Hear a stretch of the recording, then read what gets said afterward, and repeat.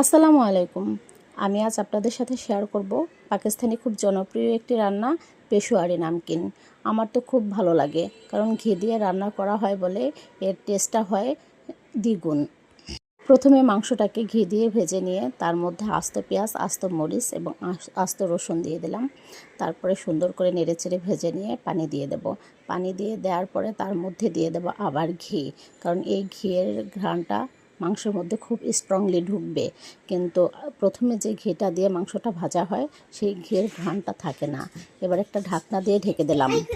ঢাকনাটাকে একটু আটা দিয়ে আমি সিলগালা করে দিলাম, যাতে হাওয়াটা বের হয়ে না যায়।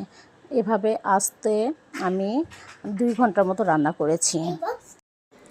2 ঘন্টা পর ঢাকনাটা খুলে মাংসটার ভেতরে ঘিয়ের ঘ্রাণটা খুব স্ট্রংলি ঢুকেছে এবং মাংসটাও খুব সুন্দরভাবে সেদ্ধ হয়েছে। আর এর ঝোলটা যে কি মজা হয় আমি আপনাদের বলে বোঝাতে পারবো না। আমার তো খুব ভালো লাগে রুটি দিয়ে খেতে। আপনাদের কেমন লাগে অবশ্যই জানাবেন, আর বাসায় অবশ্যই ট্রাই করে দেখবেন। এবং খুব সহজেই রান্না করা যায় মশলা ছাড়া এই মাংসটা।